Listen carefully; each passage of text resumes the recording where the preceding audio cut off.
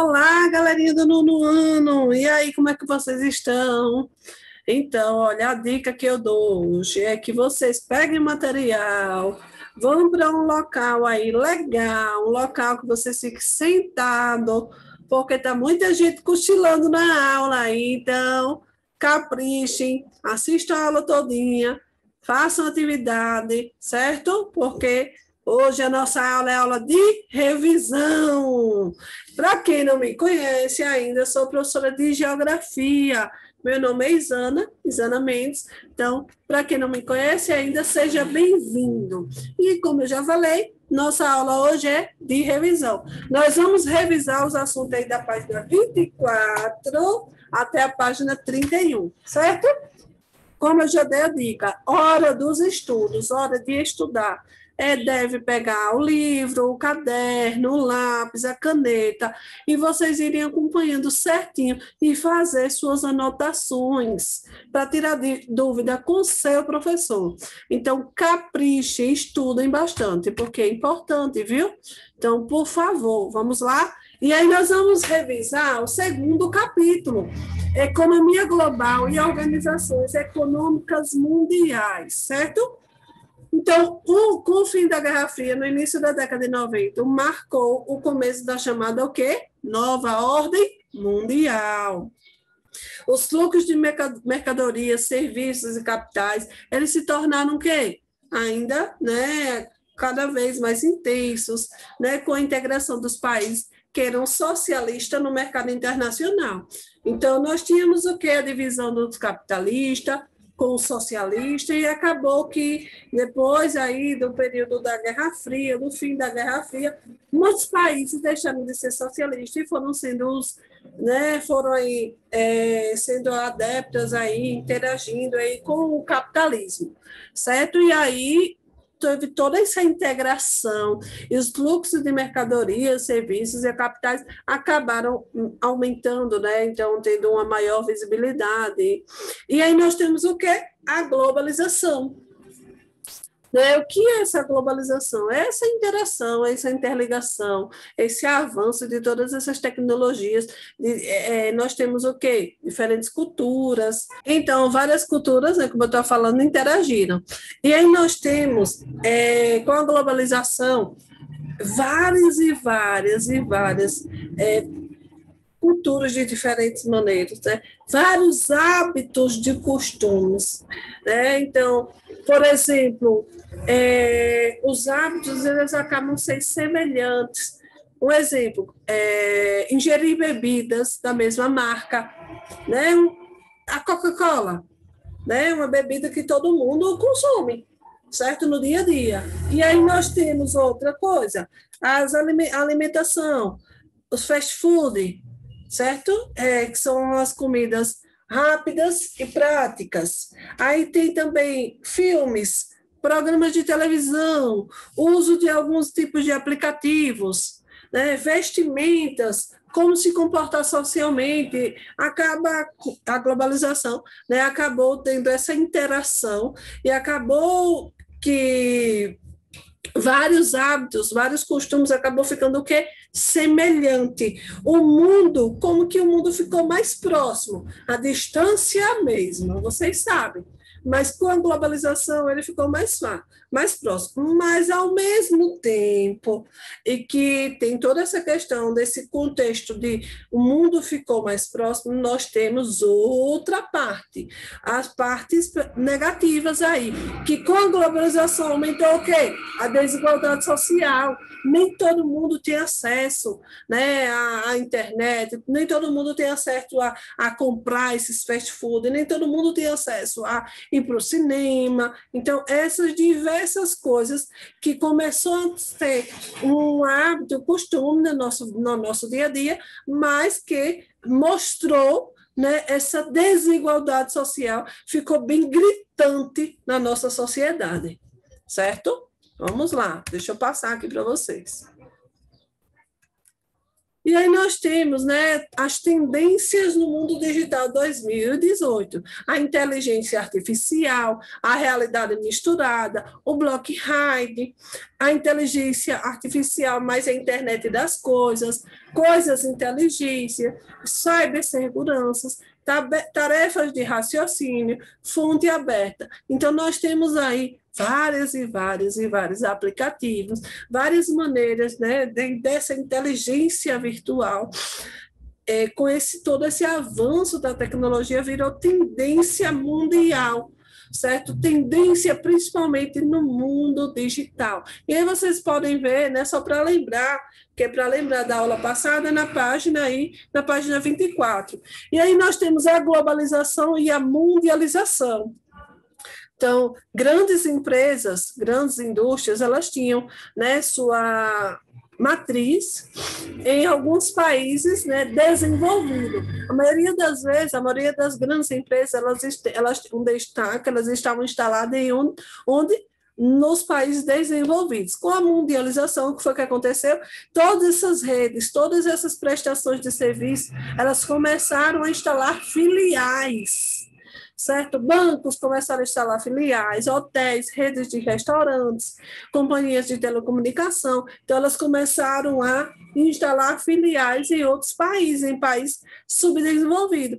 É esse processo que é conhecido, né, como mundialização, certo? De capital e de produção.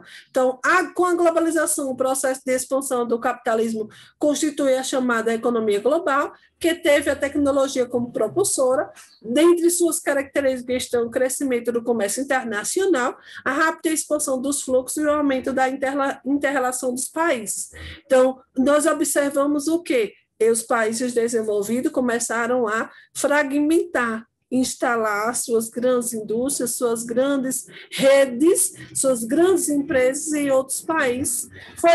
Tem um lado bom que gera emprego, gera renda, aumenta a produtividade, né? A economia dos países acaba melhorando, sim, porque se gera emprego, as pessoas vão ter o dinheiro para consumir. Emprego hoje também é sobrevivência, né? Eu digo que uma boa parte do salário que nós recebemos é para a nossa sobrevivência, comprar os básicos. Nós temos a questão da alimentação, a sobrevivência, a questão de moradia, saúde, né? Então, é para equilibrar. Então, melhorando bastante todos esses fatores. Característica da economia global. Então, nas últimas décadas, todo esse fluxo de mercadorias entre os países, ela começou a crescer. Um exemplo, você pode estar aí na sua casa, em Itabaianinha, e pode comprar um produto da China, né? Então, hoje nós compramos pela internet, então avançou bastante todos esses fluxos dessas mercadorias. Então, nós temos hoje acesso, né, a comprar essa mercadoria. Então, acaba expandindo, né, essas transações. Isso também tem um lado bom. E aí nós temos as transformações na produção. Mundialização das produções, e como eu já falei, empresas que eram sediadas nos países ricos, elas acabaram tomando decisões bem estratégicas de produção e acabaram se instalando em outros países, certo? E aí nós temos os atrativos. Quais são os atrativos para essas empresas se instalarem em outros países? Os atrativos são matéria-prima, mercado consumidor, redução de impostos. Esses são os atrativos, é o que chama atenção para você fazer a instalação, né, da sua empresa em outro país. Telecomunicações. Hoje a telecomunicação vem crescendo, né, vem se expandindo aí, e aí tendo toda essa questão de acesso, facilitando essa transmissão de dados, né? E hoje eu digo que a transmissão de dados é em altíssima velocidade. E aí também, desenvolvimento de protótipo, transporte e mercadorias. Então, transporte, os produtos que acabam, né, acabados, são colocados em containers, embarcados para centenas de centros de distribuição. Então, o transporte hoje é outro fator que vem facilitando bastante, né, essa questão dessa instalação, porque antes os meios de transporte eram muito precários, né? Então, acabava sendo um custo alto. Hoje nós temos vários e vários meios de transporte, e hoje as grandes empresas, elas transportam seus produtos de navio, né? Os chamados navios cargueiros. Ele faz esse transporte e acaba sendo mais barato. Os mercados, e aí nós temos a questão do mercado consumidor. Hoje, se você mesmo...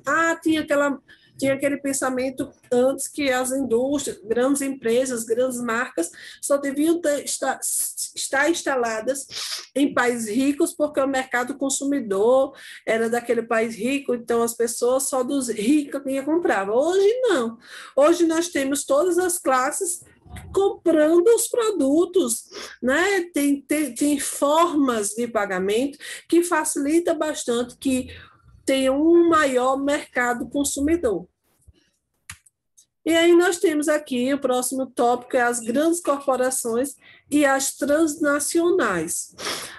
Hoje, as grandes empresas que atuam ao redor do mundo, as transnacionais. Essas corporações geralmente têm sede em um país com maior desenvolvimento e filiais distribuídas por outros países. Elas podem ser de diversos ramos: montadores de automóveis, petrolíferas, indústria de bebidas, empresas de fast food e roupas esportivas, e entre outras. Os países onde são instalados suas filiais oferece uma série de vantagens, como eu já falei, né? Essas corporações, essa instalação dessas transnacionais tem várias vantagens para elas serem instaladas em um país. Então, principalmente, nós temos a matéria-prima, a mercadoria, a mão de obra barata acaba sendo também um fator, né, bastante importante para as grandes empresas, que elas querem mercado, elas querem pessoas, né, mão de obra, elas querem mão de obra, mas elas querem mão de obra barata, certo? E matéria-prima também barata. Então, e além de tudo, tem os acordos, né, com os governantes, né, dos estados, do país, governante local, que faz toda acaba sendo grandes influenciadores, né, para a instalação dessas empresas, porque se você tem incentivos fiscais, redução de impostos, acaba, sim, influenciando bastante para instalar essas filiais em outros países. Deixar de existir só grandes empresas nos países ricos e as grandes empresas também serem instaladas em países subdesenvolvidos. E aqui nós temos um gráfico que fala sobre o faturamento das 10 maiores empresas do mundo. E aí nós temos aí o Walmart, em primeiro lugar, Start Guild, Snopes Group, China National Petroleum, Royal Dutch Shell, Toyota, Volkswagen, BIP. E aí nós temos aqui, né, várias e várias empresas, e aí que vocês observam que tem um PIB altíssimo, e aí tem toda a influência, né, tanto nacional quanto internacional. Elas vêm expandindo bastante, tanto em escala global quanto e no comércio aí mundial. Suas mercadorias vêm chegando no mundo todo. Influência das transnacionais na economia global, esse é o nosso próximo tópico. A globalização do capital e da produção permitiu expandir e consolidar a influência das empresas transnacionais na economia global. Vou tomar aqui uma aguinha.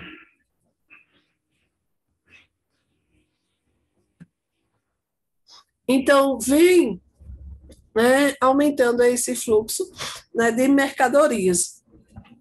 Além de matéria-prima, mão de obra barata e abundante, né, eles buscam, como eu já falei, por sistemas fiscais favoráveis. Legislações trabalhistas, ainda não falei, né, legislações trabalhistas e ambientais moderadas ou inexistentes, economia de imposto por meio de estratégias fiscais, mercado consumidor em potencial e energia de baixo custo. E aí vocês observem que para consolidar, para que aconteça essa expansão e a consolidação dessas transnacionais, elas têm que ter, né, todos esses benefícios de mão de obra barata, matéria-prima barata e abundante, leis, né, fiscais, a questão de legislações trabalhistas, legislações ambientais que sejam moderadas e inexistentes. Então, tem todos esses fatores que acabam incentivando e influenciando para a instalação. E aqui nós temos, né, na página 28, um tópicozinho que diz assim: transnacionais ou multinacionais? As empresas podem ser transnacionais ou multinacionais, né? As transnacionais são aquelas cujas estruturas ultrapassam o país de origem, uma vez que instalam filiais em outros países, geralmente em desenvolvimento, e multinacionais é utilizado para caracterizar empresas formadas por diferentes grupos de várias nacionalidades. Então, transnacionais são as empresas que instalam, né, em outros países, têm as suas filiais em outros países, e as multinacionais são empresas que são formadas por grupos de pessoas diferentes, ok? E aqui nós temos transnacionais, concorrência e parceria, alguns conceitos, né, de todo esse processo de transnacionalização das empresas, tem toda a questão da concorrência e, ao mesmo tempo, a cooperação entre elas por meio de formação de trust, holding em cartéis. Trust, o que é trust? É a fusão e incorporação de empresas para dominar determinada oferta de produtos. Um exemplo é o grupo Time Warner, gigante na área de comunicação. Então, quando as empresas elas, né, fazem essa fusão, elas incorporam uma com a outra, né, para estar tentando vender mais, né? Holding é uma empresa criada para administrar diversas empresas, formando um grupo. Holding possui a maior parte das ações do grupo. Então, observem aí. Cria-se uma empresa dentro de outra empresa para administrar, né, essa diversidade de empresas. Elas formam esse grupo. Cartel é uma associação ou combinação entre empresas, em geral, de um mesmo segmento, para garantir o controle da produção e dos preços. Cada empresa conserva sua administração independente. Então, o que é essa combinação? Por exemplo, você vai comprar um fone desse, né? Aí você, ali é R$10, mas no vizinho também é 10, no outro vizinho é 10,05, no outro é 10,10. Então, isso aqui é a formação de cartel, eles estão combinando os preços. E aí, como é que você vai conseguir? Você não tem nem o direito de escolher, porque poderia ser um lugar 10, outro lugar 15, outro lugar 20, outro lugar 12. Aí sim, não está padronizando nenhum preço. Né? Mas quando se padroniza, o cliente não tem nem direito de escolher, porque está tudo o mesmo preço. Petrobras, uma transnacional brasileira. Então, criada em outubro de 1952, a Petrobras é uma das maiores empresas brasileiras. Atua em várias áreas do setor energético. Então, desde a exploração do gás, né, a questão, e do petróleo, até sua distribuição, passando pelo refino e abastecimento. Então, a Petrobras é uma empresa detentora de uma das tecnologias mais avançadas na exploração de petróleo em águas profundas. Então, em 1996, a Petrobras colocou o Brasil no grupo de 16 países que possuíam mais de 1 milhão de barris de petróleo por dia, né, que produziam. Então, a Petrobras é uma empresa muito importante em produção aí desses materiais, né, e o petróleo é muito importante, é um mineral muito importante na produção de energia, é utilizado bastante na indústria, né, para geração de energia, e também hoje o petróleo é utilizado como fonte, né, como matéria-prima. E agora nós vamos fazer o quê? Fazer a nossa atividade. A atividade de hoje aí é na página 40. Então, ao iniciar a atividade, o que vocês devem fazer? Pegar o caderno, copiar a pergunta, copiar a resposta. Depois, ao finalizar a atividade, vocês observam que em toda a aula eu estou deixando uma questão para vocês realizarem. Então, não mande para o seu professor só uma questão. Mande as duas questões, a primeira, a segunda, ou a terceira, ou a quarta, dependendo do que está aqui no vídeo. Primeira questão: por que os países se organizam em blocos econômicos? E aí?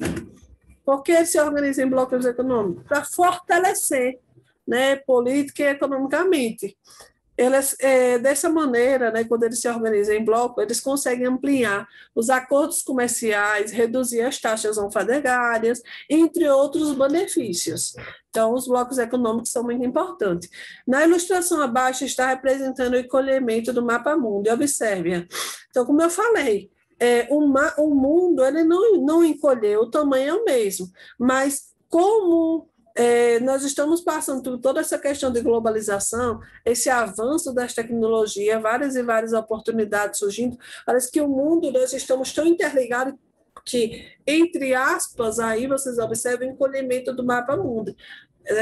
Então, qual é o tema que é representado? Letra A e letra B, cite outros avanços tecnológicos presentes no cotidiano. Então, essa interligação faz com que a gente tenha na mente que acontece um encolhimento do mapa mundo. Hoje você conversa, né, com várias pessoas de vários países, você faz compra, como eu falei, você está aqui em Itabaianinha, faz uma compra lá na China e consegue, né, um resultado bom. Então, qual é o tema representado? O desenvolvimento dos meios de transporte.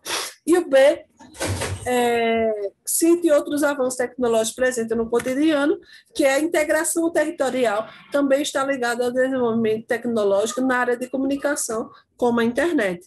Então, toda essa questão do avanço, né, das tecnologias vem alterando. Então, a questão 3, escreve em seu caderno um pequeno texto que explique as características da economia global, relacionando-as a seguir: crescimento econômico internacional, rápida expansão dos fluxos financeiros, mundialização da produção e a inter-relação dos países. Então, essa é a questão que fica para casa, questão número 3. Deve fazer no seu caderno e, ao término de toda a atividade, mandar para o seu professor. E aí, nossa aula vai ficando por aqui. Fiquem em casa, fiquem com Deus. Eu acredito que já já nós retornaremos presencial. Né? Se cuidem, se protejam e respondam todas as atividades. Tchau, tchau.